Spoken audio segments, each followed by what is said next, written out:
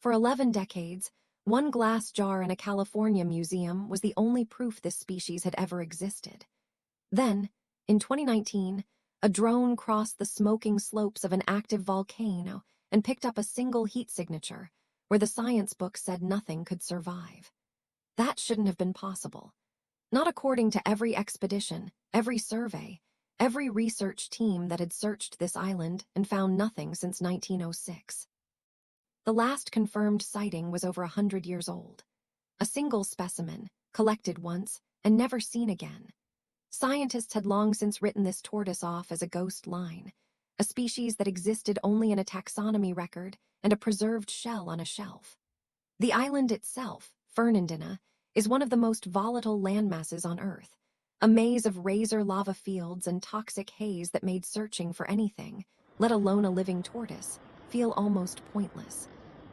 So when that shape appeared on the monitor, it wasn't just unexpected. It broke a rule the scientific community had accepted for generations. Within days, a hand-picked team was on the ground, hiking through terrain that could shred boots and skin in equal measure, chasing the impossible idea that this species had been hiding in plain sight the entire time.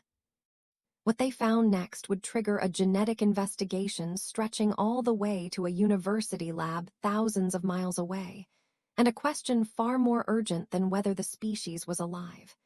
Because finding one tortoise doesn't save a species. It only raises the next question: is she alone? That question is where this story really begins. If stories like this, species presumed gone, then found against every odd, are the kind of thing you want more of, hit like and subscribe so more of these true survival stories reach you. Before this was a graveyard, it was an engine. Giant tortoises don't just live in an ecosystem, they build it. Every trail they carve becomes a rainwater channel. Every seed they swallow gets carried miles and deposited in fresh droppings, planting the next generation of cactus and shrub. Albatrosses nest in the clearings tortoises trample flat. Endemic land birds forage in the wake of their grazing. Remove the tortoise, and you don't just lose one species. You unravel the whole architecture of the island. That's exactly what happened across the Galápagos. Island after island, populations collapsed under whalers, settlers, and introduced predators. By the early 1900s, entire lineages were vanishing before anyone thought to count them. In 1906, a California Academy of Sciences expedition landed on Fernandina and collected a single tortoise, catalogued, preserved, and shelved. No one intended it as a farewell, but no living tortoise from that island was ever documented again. For the next 113 years, that specimen wasn't just a museum record. It was the closest thing science had to a death certificate. Then, in 2019, someone decided to go looking anyway. The Galápagos National Park and the Galápagos Conservancy didn't send one team. They sent a gamble. Field Ranger Jeffries Malaga and Conservation Director Washington Tapia led the charge onto Fernandina, 65 square kilometers of terrain that isn't just remote, it's hostile. Lava fields sharp enough to cut through boot soles. Ground so unstable that a single wrong step could open into a hollow chamber below. Finding a tortoise here isn't like tracking one across open savanna. It's searching for a single object in a shattered maze of black rock, where the same ridge can repeat itself for a mile in every direction. The team moved on foot, cross-referencing GPS coordinates with drone flyovers, narrowing a search area the size of a small city down to a handful of viable zones. Days passed. Then, pressed into a bed of ancient volcanic ash, they found something that stopped the entire operation: fresh tracks, not fossilized, not decades old, organic impressions recently made. If stories like this matter to you, subscribe and join us as we uncover how animals continue to reshape the world around us. The tracks led toward a patch of scrub, and wedged inside it, something no one expected to see again. A living tortoise is not proof of anything on its own. Species can look alike. Lineages can blur across islands. So before anyone could call this a resurrection, the tissue samples had to travel off Fernandina, off the archipelago, all the way to a genetics lab at Yale University. There, researchers led by Dr. Stephen Gorin faced a strange kind of forensic problem. On one side, fresh DNA from a living animal.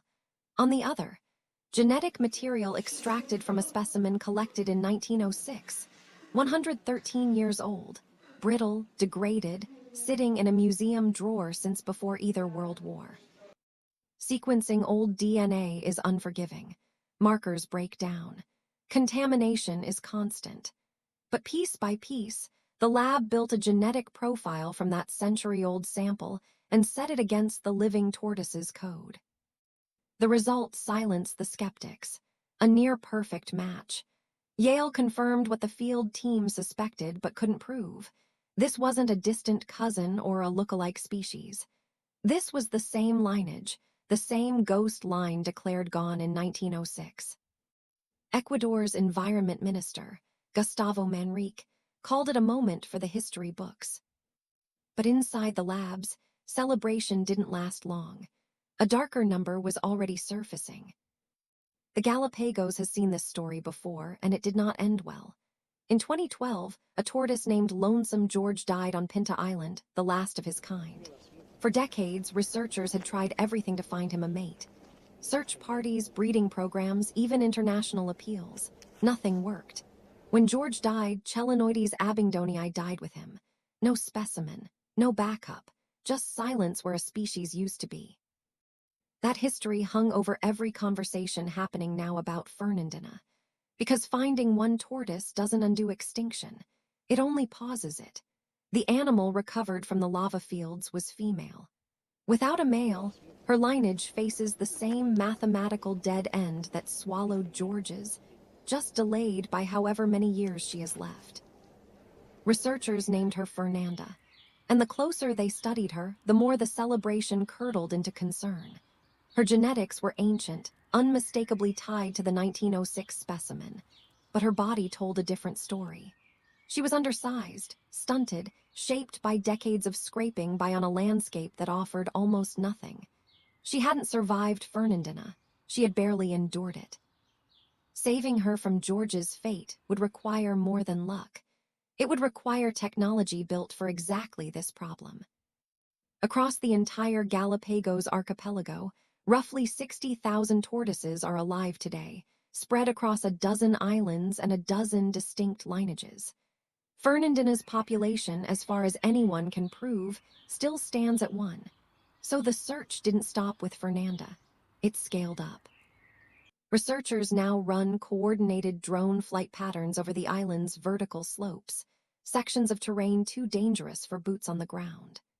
Thermal cameras scan for heat signatures that a tortoise's body gives off against cooling volcanic rock. At the same time, teams collect environmental DNA, eDNA, from isolated water holes scattered across the island, testing for microscopic genetic traces left behind by any animal that drank there. This is where the search grid stopped being a rescue mission and became something closer to reconnaissance. One flyover revealed microrefugia, small pockets of vegetation completely sealed off by lava flows, invisible from the ground, undetectable except from directly overhead. Green islands within a black wasteland, places nobody had mapped, places a second tortoise could be surviving right now, unseen for years. The math had just changed. Fernandina wasn't as barren as anyone believed. This is no longer an exercise in romantic nature worship. It's a calculated, modern intelligence operation to rewrite the rules of biological survival. Step back far enough, and Fernandina stops looking like a rescue story and starts looking like a math problem measured in centuries, not headlines. A single tortoise found does not equal a species saved. Even in the best-case scenario, a male discovered tomorrow, a successful pairing, viable offspring hatching within the decade, the ecosystem itself doesn't heal on that timeline. The vegetation patterns tortoises once shaped, the seed dispersal networks, the nesting grounds for birds that depend on their grazing trails, None of that resets in a single generation. Ecologists estimate a full ecological recovery would take not years, but multiple human lifetimes, stretching long past the careers of everyone currently working the case. Paul Salaman, president of the Galápagos Conservancy, has framed the discovery not as an ending, but as a beginning, a reason to keep expanding search operations across Fernandina's most remote terrain rather than declare victory. Expedition zones continue to grow, drone coverage continues to expand, and the question driving all of it stays the same. Is there another one out there? So the search continues, not for closure, but for time. Because in conservation, sometimes the biggest victory isn't finding an answer. It's buying the species another century to find one on its own. A jar in a museum, a drone over a volcano, a single set of tracks in volcanic ash, a tortoise so undersized she'd spent decades on the edge of starvation, simply to survive. And now, an island suddenly revealed to hold more hidden ground than anyone had mapped. Once you line these moments up, the story stops being about one animal and starts being about how much we assume we know. For over 100 years, extinction on Fernandina wasn't a theory. It was documented fact, filed away, taught in textbooks, treated as closed. And it was wrong. Not because the science was careless, but because certainty and truth aren't always the same thing.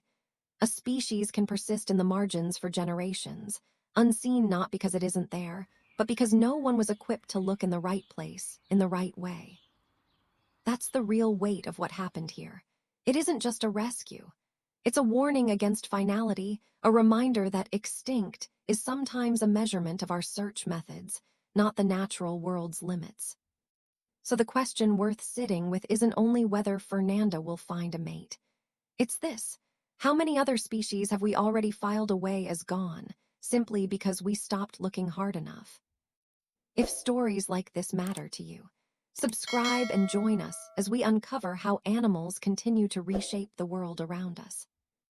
There's another story on another island where the numbers were even more unforgiving than Fernandina's.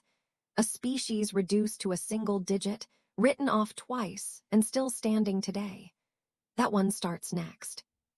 For now, remember this: Fernandina was never truly silent. We just hadn't learned how to listen.